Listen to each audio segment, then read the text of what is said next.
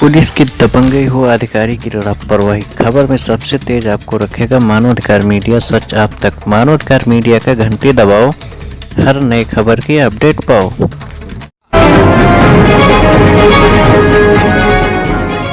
आप देख रहे हैं मानवाधिकार मीडिया, सच आप तक। जनपद बलरामपुर ब्लॉक रेहरा बाजार के अंतर्गत लखनीपुर के प्राइमरी विद्यालय में लगा गंदगी का अंबार। ग्राम प्रधान और अधिकारियों पर नहीं पड़ रहा कोई असर। पानी पीने के लिए बच्चे दूसरों के घर का ले रहे आसरा। विकास खंड रेहरा बाजार लखनीपुर प्राइमरी विद्यालय में लगा गंदगी का अंबार। प्राइमरी विद्यालय में बच्चों को नहीं दी जा रही है कोई व्यवस्था। यूपी सरकार ने प्राइमरी विद्यालयों के बच्चों को जो भी योजना उपलब्ध कराई गई थी, उस योजना को सिर्फ और सिर्फ सरकार के अधिकारी ही उठा फायदा। विकास खंड रेहरा बाजार लखनीपुर प्राइमरी विद्यालय के बच्चों से जब मीडिया कर्मी ने सवाल किया कि आप पानी कहाँ पीते हैं और शौचालय कहाँ जाते हैं, सरकार ने यह सब सुविधा सभी प्राइमरी विद्यालयों में दे रखी है, क्या इस प्राइमरी विद्यालय में ऐसी सुविधा है? तो उन बच्चों ने जवाब दिया कि नहीं। लखनीपुर में के प्राइमरी विद्यालय के बच्चों ने कहा कि हम पानी दूसरे के घर पीते हैं और शौचालय बाहर जाते हैं। भारत के प्रधानमंत्री नरेंद्र मोदी जी ने स्वच्छ भारत मिशन अभियान चलाया था, लेकिन स्वच्छ भारत मिशन अभियान सिर्फ सरकारी कागजों में ही सिमट कर रह गया है। विकास खंड रेहरा बाजार के लखनीपुर प्राइमरी विद्यालय में लखनीपुर के ग्राम प्रधान भी नहीं दे रहे हैं। इस प्राइमरी विद्यालय पर नजर भारत सरकार, प्रधानमंत्री नरेंद्र मोदी को और उत्तर प्रदेश सरकार योगी आदित्यनाथ जी को, उन्हीं के अधिकारी ही लगा रहे हैं चूना। 2017 से 2022 तक यूपी सरकार ने जितनी योजनाएं प्राथमिक विद्यालय में दिया है, एक भी योजना का लाभ बच्चों को नहीं मिल पाया है।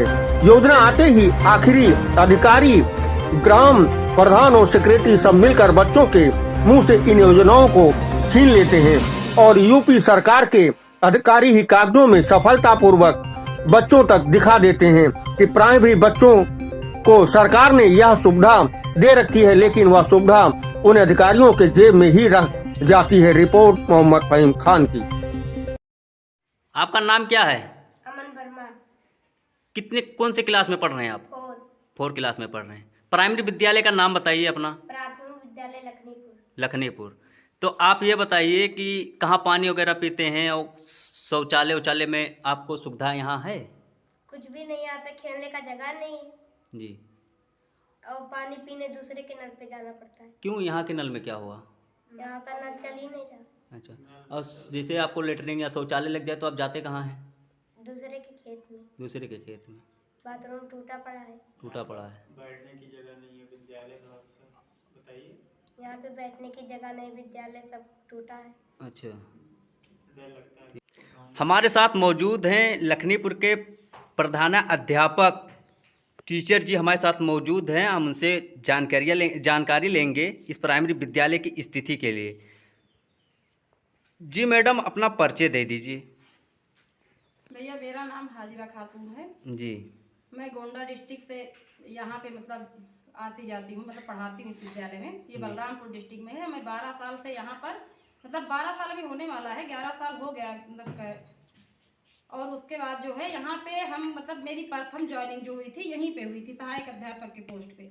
फिर मेरा जो है यहीं पे प्रमोशन भी हुआ और जब से हम जो है इतनी दिक्कतों का सामना कर रहे हैं। ना तो यहाँ पे बाउंड्री है और ये रोड जो है एकदम से जस्ट ये जो हमारा यहाँ पे क्या कहते हैं बरामदा है, इसके बगल में ही बच्चे खाना खाते हैं तो कुत्ते जो है भौंकते भौंकते चले आते हैं। खाना भी इसके लिए हम खुद, हमारे टीचर खड़े रहते हैं डंडा लेकर, उसको भगाते हैं। रसोइयाँ परेशान रहती, महिला रसोइयाँ 2 हैं, 2 महिला शिक्षिकाएं हैं। अब हम लोगों को शौचालय नहीं, बताइए महिलाएं जब शिक्षिकाओं के लिए शौचालय नहीं है तो बच्चियों का क्या होगा? अब हम लोग बच्चे जब जाते हैं, बच्चियां जाती है तो उनको ध्यान देना पड़ता है। इतने डिस्टर्ब रहते हैं, बच्चों को कौन शिक्षा देगा? जब उनको यही बताओ बेटा आप उधर लड़की गई है तो उसके पीछे ध्यान दो कि अभी वो कोई बात ना हो, कहाँ पे जा रही है, तो फिर घर भेजो उसको। और दूसरी बात, यहाँ पे हमको जो है अभी वो जो हमारे नए एसबीआई थे, 2-3 साल हुआ उनका, अश्विनी कुमार गुप्ता जी, तो उनको भी हमने बताया। इससे पहले जितने भी एसबीआई तो आ चुके हैं यहाँ पे, लेकिन कभी बीएसए नहीं आए और ना ही कभी डीएम आए। गांव में कोई मैटर होता भी है तो डीएम आते हैं तो उधर से ही उनको जो है वापस कर दिया जाता है, गाँव के बाहर से। विद्यालय तक नहीं आने दिया जाता है उनको। और फिर जो है तो हमने उनको भी दिया था ज्ञापन, हमारे मतलब जितने भी एसएमसी अध्यक्ष और यहाँ पे जो मतलब थे बच्चों के अभिभावक, उनको भी बुलाया, उनका भी सबका सिग्नेचर करवाए कि सर यहाँ पे बहुत समस्या हो रही है, पानी भर जाता है बरसात में, पूरा एकदम से लेवल जो है उसका सड़क का और स्कूल के इसका मतलब क्लासरूम का बराबर हो जाता है, तो यहाँ पे कहाँ बैठे बच्चे, ऊपर से छत पे पानी गिरता है, वो भी पूरा 7 साल से जो है समस्या बहुत ही खराब है, जबकि विद्यालय को बने हुए ही अभी 11 साल हो रहे हैं बस, इससे पहले नहीं, 2010 में ये विद्यालय बना है आपका। जी, दूसरी बात ये बताइए मैडम कि जो यहाँ के ग्राम प्रधान हैं वो भी सौंपे गए जिम्मेदार हैं, लेकिन इस विद्यालय तक क्या वो भी नहीं आए? अगर वो आए होंगे तो उनको हमको लग रहा है कि कोई फूल सुंघा दिया होगा रास्ते में ही। अब भैया उनके बारे में हम क्या कह सकते हैं, वो लोग मतलब उनका क्या है, हम तो अपने अधिकारी को ही ज़्यादातर मतलब उनसे ही जो भी शिकायत होती है कहते हैं, और वो प्रधान जी को जो हम कहते हैं तो वो कहते हैं आपके अधिकारी जानेंगे, तो हम लोग अधिकारी से बताते हैं। नहीं मैडम, जैसे वो एक जिम्मेदार भी तो है, ग्राम प्रधान एक जिम्मेदार रहते हैं, उनको भी ध्यान देना चाहिए, लेकिन उसके विषय में हम जानकारी लेना चाह रहे हैं कि ग्राम प्रधान क्या इस विद्यालय तक पहुँच नहीं पाए, कभी भी आए या नहीं?